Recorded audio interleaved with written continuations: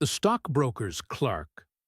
Shortly after my marriage, I had bought a connection in the Paddington district.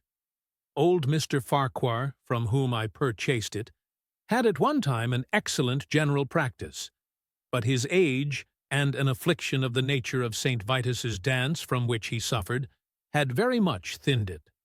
The public, not unnaturally, goes on the principle that he who would heal others must himself be whole, and looks askance at the curative powers of the man whose own case is beyond the reach of his drugs.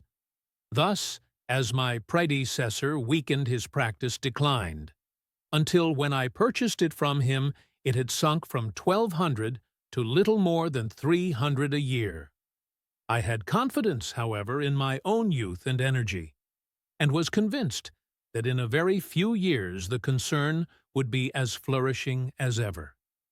For 3 months after taking over the practice, I was kept very closely at work, and saw little of my friend Sherlock Holmes, for I was too busy to visit Baker Street, and he seldom went anywhere himself save upon professional business.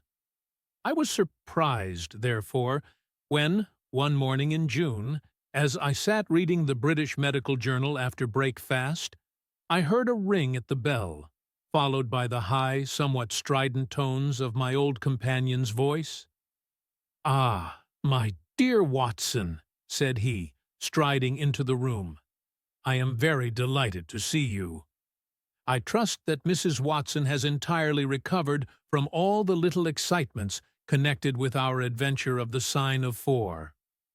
"Thank you, we are both very well," said I, shaking him warmly by the hand.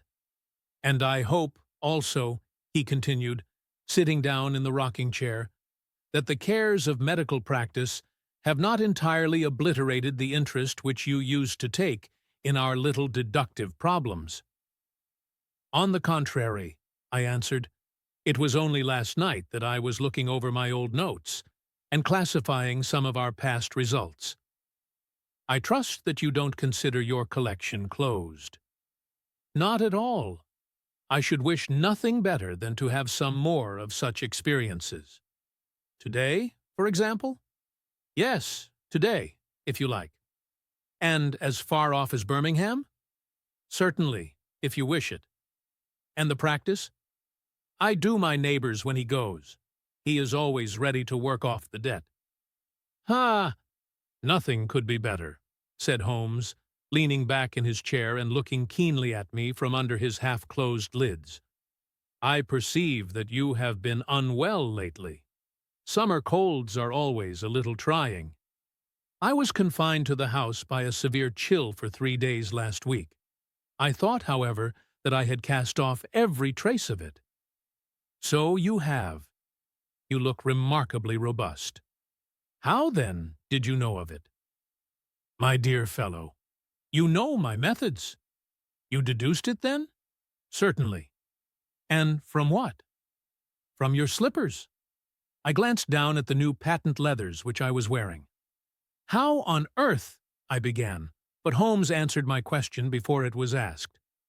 "Your slippers are new," he said. "You could not have had them more than a few weeks. The soles, which you are at this moment presenting to me, are slightly scorched. For a moment I thought they might have got wet and been burned in the drying. But near the instep there is a small circular wafer of paper with the shopman's hieroglyphics upon it. Damp would, of course, have removed this. You had, then, been sitting with our feet outstretched to the fire, which a man would hardly do even in so wet a June as this, if he were in his full health." Like all Holmes's reasoning, the thing seemed simplicity itself when it was once explained. He read the thought upon my features, and his smile had a tinge of bitterness. "I am afraid that I rather give myself away when I explain," said he. "Results without causes are much more impressive. You are ready to come to Birmingham, then?" "Certainly. What is the case?" "You shall hear it all in the train. My client is outside in a 4-wheeler. Can you come at once?" "In an instant." I scribbled a note to my neighbor, rushed upstairs to explain the matter to my wife, and joined Holmes upon the doorstep. "Your neighbor is a doctor," said he, nodding at the brass plate. "Yes, he bought a practice as I did." "An old established one?" "Just the same as mine. Both have been ever since the houses were built." "Ah, then you got hold of the best of the two." "I think I did. But how do you know?" "By the steps, my boy. Yours are worn 3 inches deeper than his. But this gentleman in the cab is my client, Mr. Hall Pycroft. Allow me to introduce you to him. Whip your horse up, cabby, for we have only just time to catch our train." The man whom I found myself facing was a well-built, fresh-complexioned young fellow, with a frank, honest face and a slight, crisp, yellow moustache.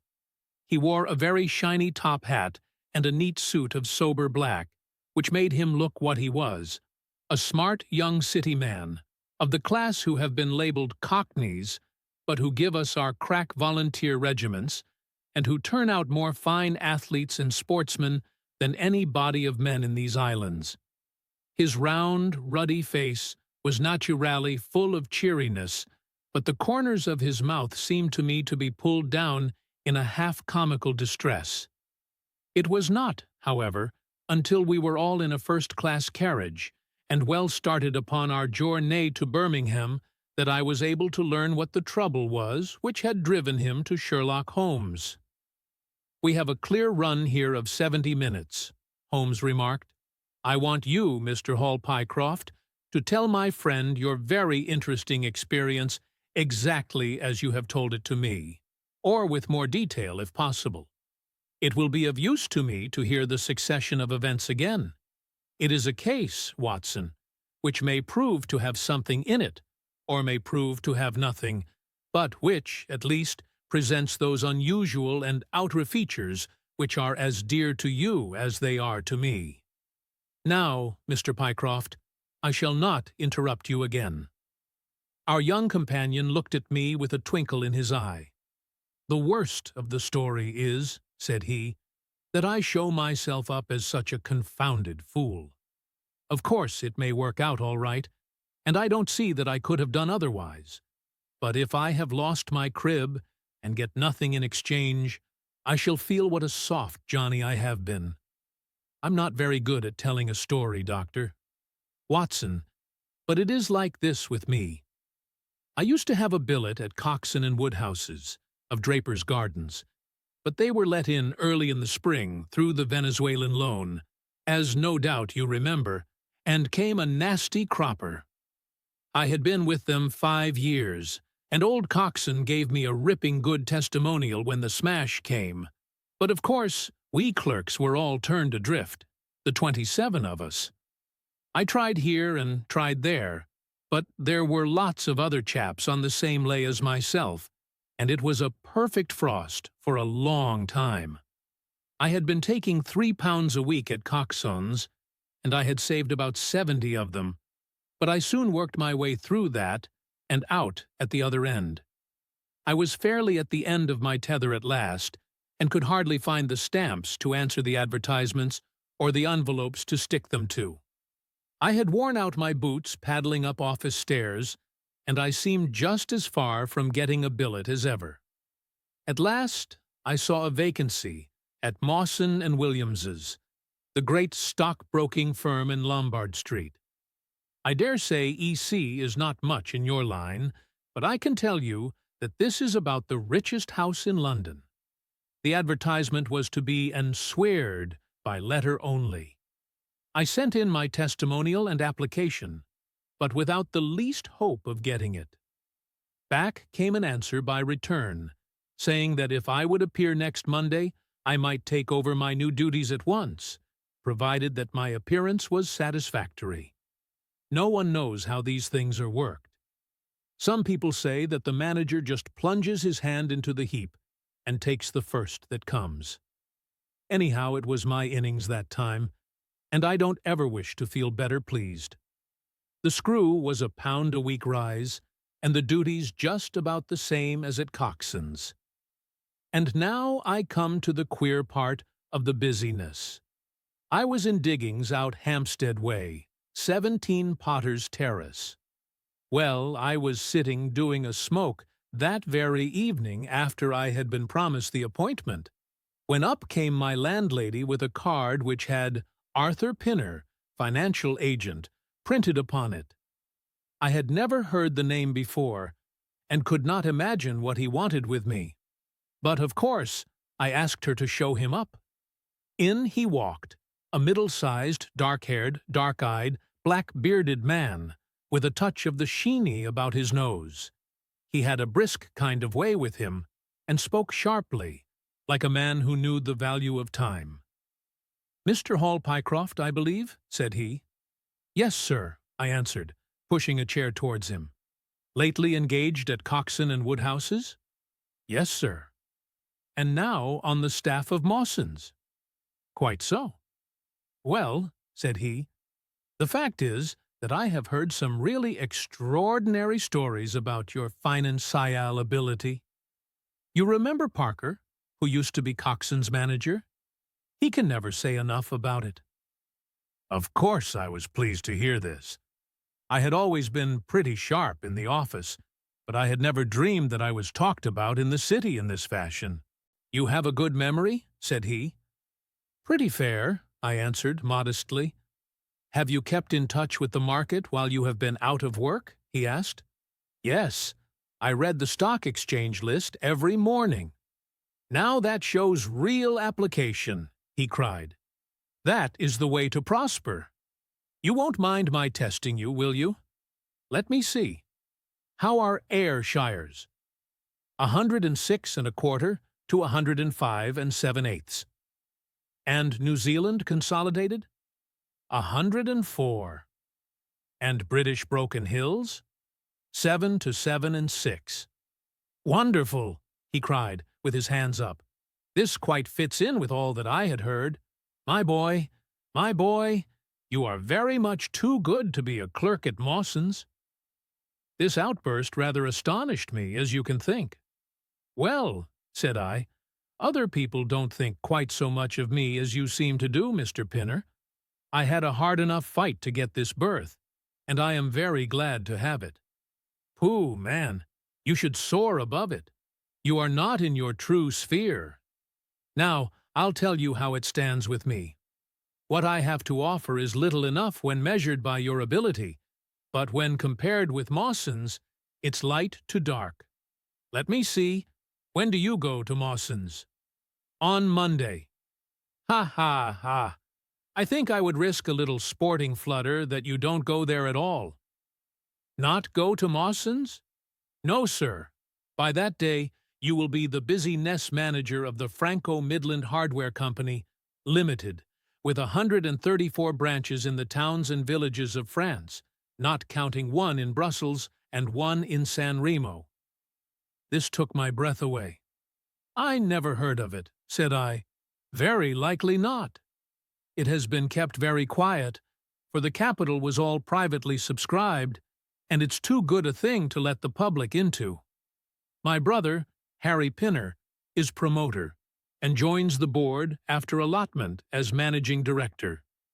He knew I was in the swim down here, and asked me to pick up a good man cheap. A young, pushing man with plenty of snap about him. Parker spoke of you, and that brought me here tonight. We can only offer you a beggarly 500 to start with." "500 a year!" I shouted. "Only that at the beginning. But you are to have an overriding commission of 1% on all business done by your agents.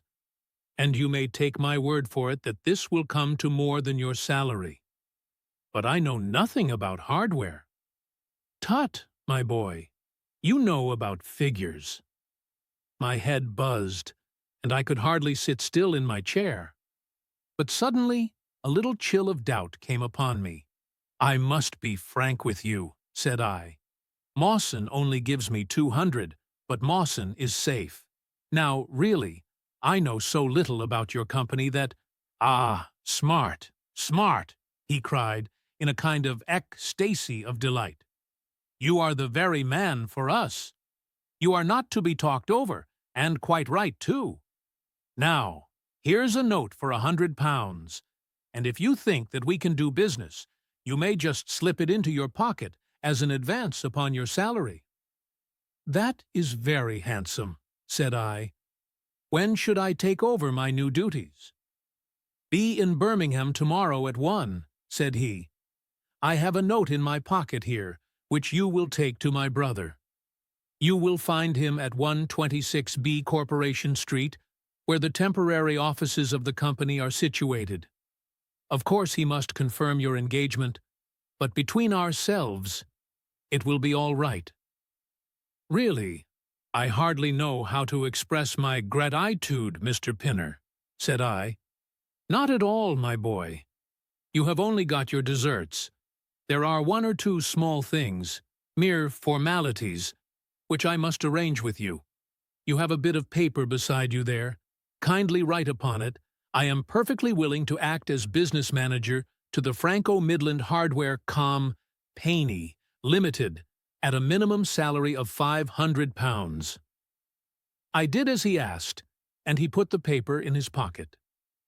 "There is one other detail," said he. "What do you intend to do about Mawson's?" I had forgotten all about Mawson's in my joy. "I'll write and resign," said I. "Precisely what I don't want you to do.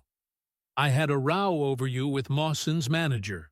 I had gone up to ask him about you, and he was very offensive, accused me of coaxing you away from the service of the firm, and that sort of thing. At last, I fairly lost my temper. 'If you want good men, you should pay them a good price,' said I. 'He would rather have our small price than your big one,' said he. 'I'll lay you a fiver,' said I, 'that when he has my offer, you'll never so much as hear from him again.' 'Done,' said he. 'We picked him out of the gutter, and he won't leave us so easily.' Those were his very words. 'The impudent scoundrel!' I cried. 'I've never so much as seen him in my life. Why should I consider him in any way? I shall certainly not write, if you would rather I didn't.' 'Good, that's a promise,' said he, rising from his chair. 'Well, I'm delighted to have got so good a man for my brother. Here's your advance of £100, and here is the letter. Make a note of the address, 126B Corporation Street. And remember that 1 o'clock tomorrow is your appointment. Good night, and may you have all the fortune that you deserve.' That's just about all that passed between us, as near as I can remember. You can imagine, Doctor, Watson, how pleased I was at such an extraordinary bit of good fortune. I sat up half the night hugging myself over it, and next day I was off to Birmingham in a train that would take me in plenty time for my appointment. I took my things to a hotel in New Street, and then I made my way to the address which had been given me. It was a quarter of an hour before my time, but I thought that would make no difference. 126B was a passage between 2 large shops which led to a winding stone stair, from which there were many flats, let as offices to companies or professional men. The names of the occupants were painted at the bottom on the wall, but there was no such name as the Franco-Midland Hardware Company, Limited. I stood for a few minutes with my heart in my boots, wondering whether the whole thing was an elaborate hoax or not, when up came a man and addressed me. He was very like the chap I had seen the night before, the same figure and voice, but he was clean-shaven, and his hair was lighter. "Are you Mr. Hall Pycroft?" he asked. "Yes," said I. "Oh, I was expecting you, but you are a trifle before your time. I had a note from my brother this morning in which he sang your praises very loudly. I was just looking for the offices when you came. We have not got our name up yet, for we only secured these temporary premises last week. Come up with me, and we will talk the matter over." I followed him to the top of a very lofty stair, and there, right under the slates, were a couple of empty, dusty little rooms, uncarpeted and uncurtained, into which he led me. I had thought of a great office with shining tables and rows of clerks, such as I was used to, and I dare say I stared rather straight at the 2 deal chairs and 1 little table, which, with a ledger and a waste-paper basket, made up the whole furniture. "Don't be disheartened, Mr. Pycroft," said my new acquaintance, seeing the length of my face. "Rome was not built in a day, and we have lots of money at our backs, though we don't cut much dash yet in offices. Pray sit down, and let me have your letter." I gave it to him, and her read it over very carefully. "You seem to have made a vast impression upon my brother Arthur," said he, "and I know that he is a pretty shrewd judge. He swears by London, you know, and I by Birmingham. But this time I shall follow his advice. Pray, consider yourself definitely engaged." "What are my duties?" I asked. "You will eventually manage the great depot in Paris, which will pour a flood of English crockery into the shops of 134 agents in France. The purchase will be completed in a week, and meanwhile you will remain in Birmingham and make yourself useful." "How?" For answer, he took a big red book out of a drawer. "This is a directory of Paris," said he, "with the trades after the names of the people. I want you to take it home with you, and to mark off all the hardware sellers with their addresses. It would be of the greatest use to me to have them." "Surely there are classified lists?" I suggested. "Not reliable ones. Their system is different from ours. Stick at it, and let me have the lists by Monday at 12. Good day, Mr. Pycroft. If you continue to show zeal and intelligence, you will find the company a good master." I went back to the hotel with the big book under my arm and with very conflicting feelings in my breast. On the one hand, I was definitely engaged and had £100 in my pocket. On the other, the look of the offices, the absence of name on the wall, and other of the points which would strike a businessman had left a bad impress. See on as to the position of my employers. However, come what might, I had my money, so I settled down to my task. All Sunday I was kept hard at work, and yet by Monday I had only got as far as H. I went round to my employer, found him in the same dismantled kind of room, and was told to keep at it until Wednesday, and then come again. On Wednesday it was still unfinished, so I hammered away until Friday, that is, yesterday. Then I brought it round to Mr. Harry Pinner. "Thank you very much," said he. "I fear that I underrated the difficulty of the task.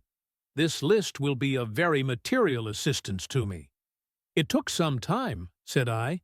"And now," said he, "I want you to make a list of the furniture shops, for they all sell crockery." "Very good."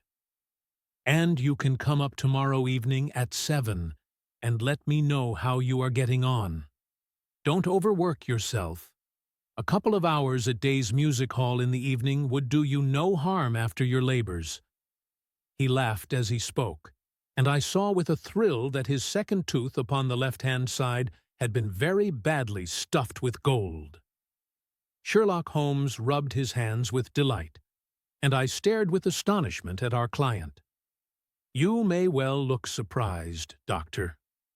Watson, but it is this way," said he. "When I was speaking to the other chap in London, at the time that he laughed at my not going to Mawson's, I happened to notice that his tooth was stuffed in this very identical fashion. The glint of the gold in each case caught my eye, you see. When I put that with the voice and figure being the same, and only those things altered which might be changed by a razor or a wig, I could not doubt that it was the same man.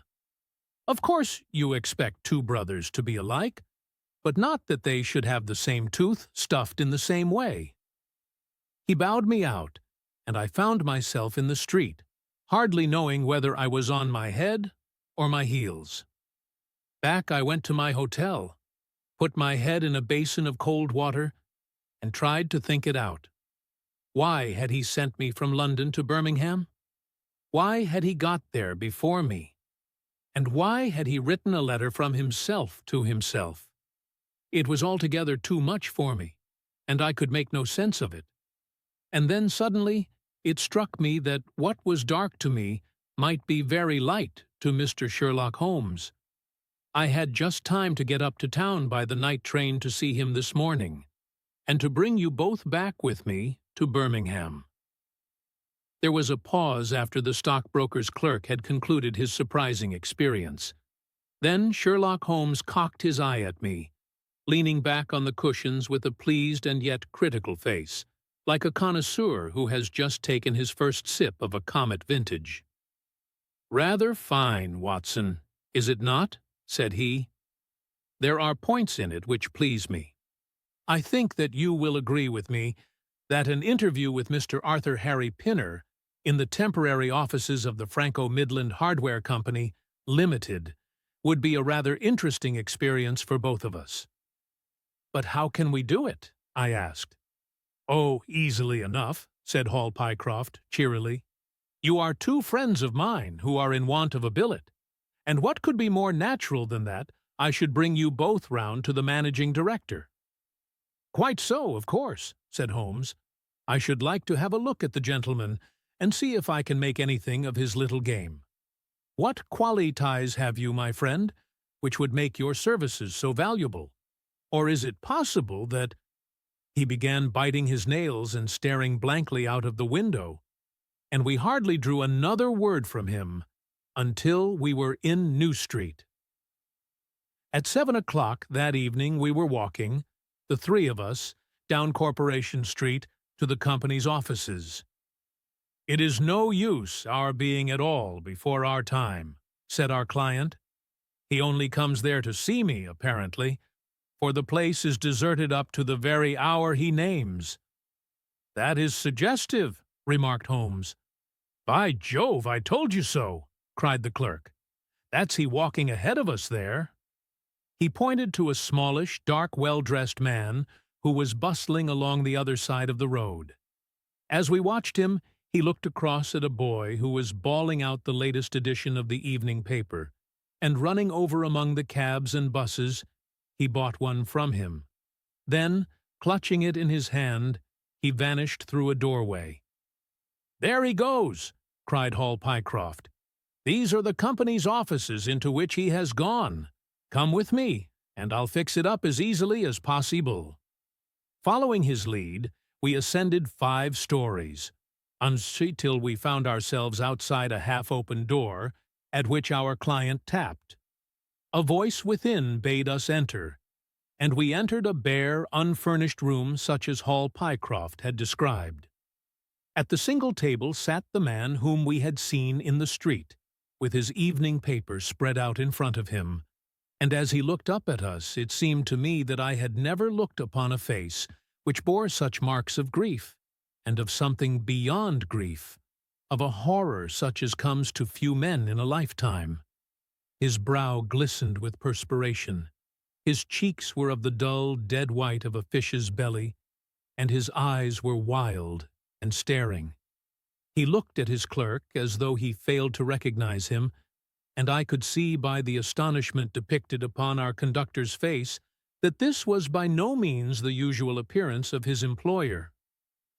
"You look ill, Mr. Pinner," he exclaimed. "Yes, I am not very well," answered the other, making obvious efforts to pull himself together, and licking his dry lips before he spoke. "Who are these gentlemen whom you have brought with you?" "One is Mr. Harris of Bermondsey, and the other is Mr. Price of this town," said our clerk, glibly. "They are friends of mine and gentlemen of experience, but they have been out of a place for some little time, and they hoped that perhaps you might find an opening for them in the company's employment." "Very possibly, very possibly," cried Mr. Pinner with a ghastly smile. "Yes, I have no doubt that we shall be able to do something for you. What is your particular line, Mr. Harris?" "I am an accountant," said Holmes. "Ah, yes, we shall want something of the sort. And you, Mr. Price?" "A clerk," said I. "I have every hope that the company may accommodate you. I will let you know about it as soon as we come to any conclusion. And now I beg that you will go. For God's sake, leave me to myself." These last words were shot out of him, as though the constraint which he was evidently setting upon himself had suddenly and utterly burst asunder. Holmes and I glanced at each other, and Hall Pycroft took a step towards the table. "You forget, Mr. Pinner, that I am here by appointment to receive some directions from you," said he. "Certainly, Mr. Pycroft, certainly," the other summed in a calmer tone. "You may wait here a moment, and there is no reason why your friends should not wait with you. I will be entirely at your service in 3 minutes, if I might trespass upon your patience so far." He rose with a very courteous air, and, bowing to us, he passed out through a door at the farther end of the room, which he closed behind him. "What now?" whispered Holmes. "Is he giving us the slip?" "Impossible," answered Pycroft. "Why so?" "That door leads into an inner room." "There is no exit?" "None." "Is it furnished?" "It was empty yesterday." "Then what on earth can he be doing? There is something which I don't understand in his man near. If ever a man was 3 parts mad with terror, that man's name is Pinner. What can have put the shivers on him?" "He suspects that we are detectives," I suggested. "That's it," cried Pycroft. Holmes shook his head. "He did not turn pale. He was pale when we entered the room," said he. "It is just possible that—" His words were interrupted by a sharp rat-tat from the direction of the inner door. "What the deuce is he knocking at his own door for?" cried the clerk. Again, and much louder, came the rat-tat-tat. We all gazed expectantly at the closed door. Glancing at Holmes, I saw his face turn rigid, and he leaned forward in intense excitement. Then suddenly came a low, gargling sound, and a brisk drumming upon woodwork. Holmes sprang frantically across the room and pushed at the door. It was fastened on the inner side. Following his example, we threw ourselves upon it with all our weight. One hinge snapped, then the other, and down came the door with a crash. Rushing over it, we found ourselves in the inner room. It was empty. But it was only for a moment that we were at fault. At one corner, the corner nearest the room which we had left, there was a second door.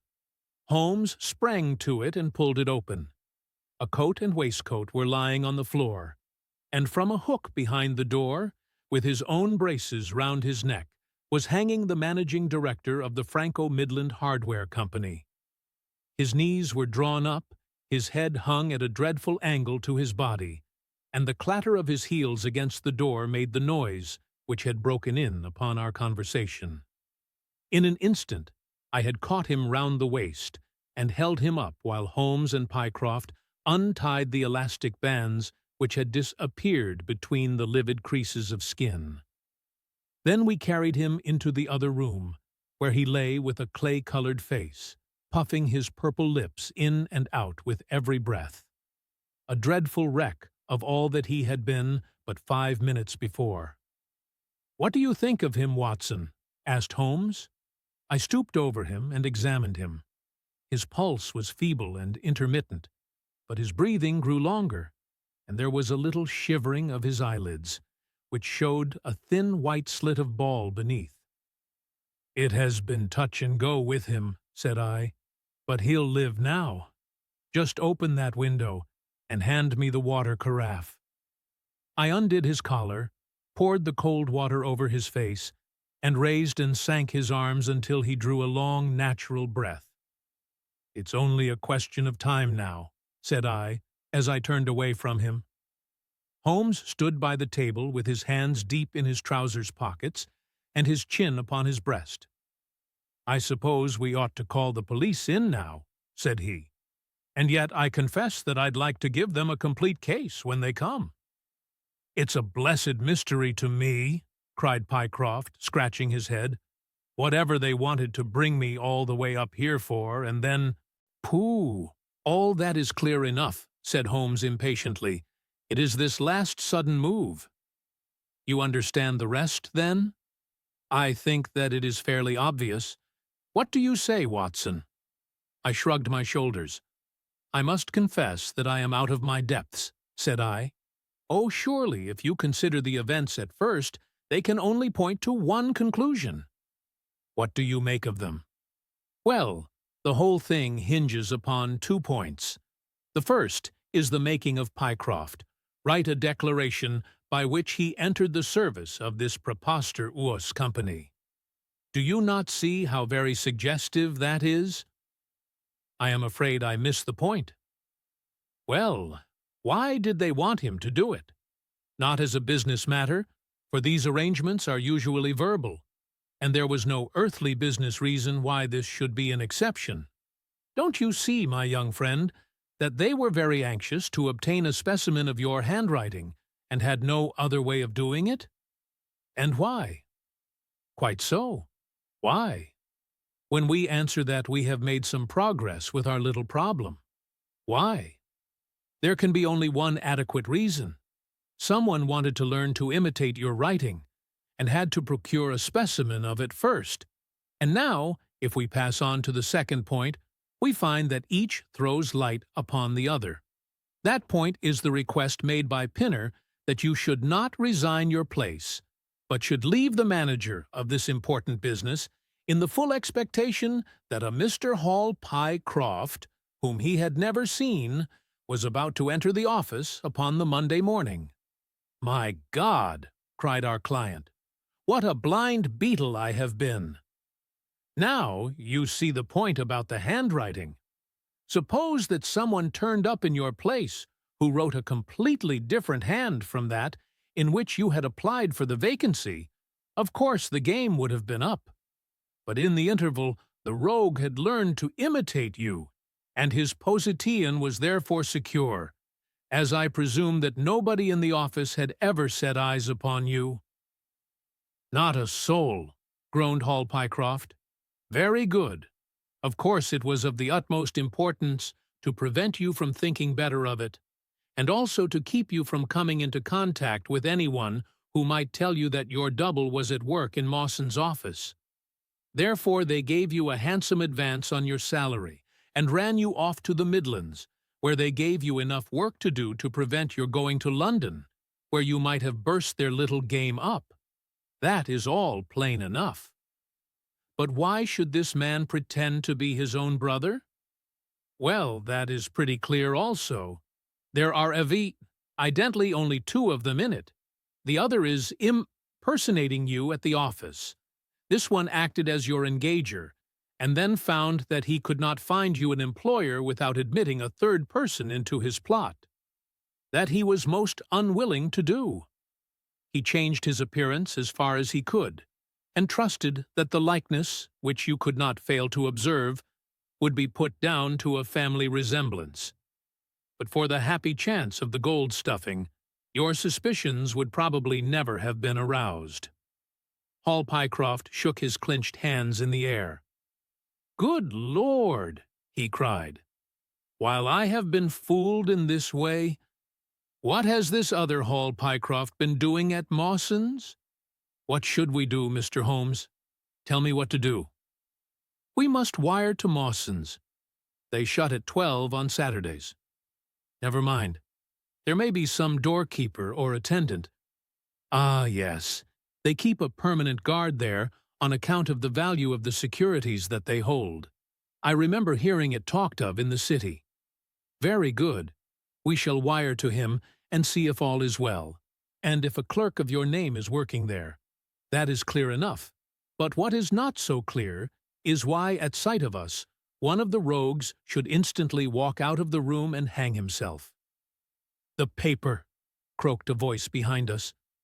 The man was sitting up, blanched and ghastly, with returning reason in his eyes, and hands which rubbed nervously at the broad red band which still clad his throat. "The paper! Of course!" yelled Holmes, in a paroxysm of excitement. Idiot that I was! I thought so much of our visit that the paper never entered my head for an instant. To be sure, the secret must be there.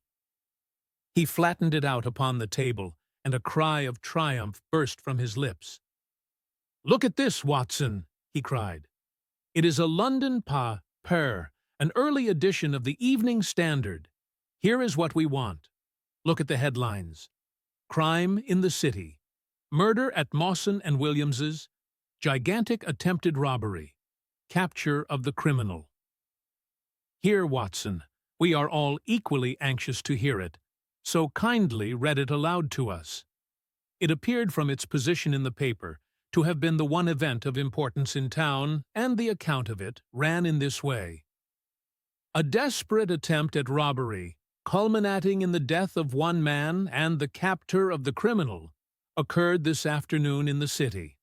For some time back, Mawson and Williams, the famous financial house, have been the guardians of securities which amount in the aggregate to a sum of considerably over £1,000,000. So Conscius was the manager of the responsibility, which devolved upon him in consequence of the great interests at stake, that safes of the very latest construction have been employed, and an armed watchman has been left day and night in the building.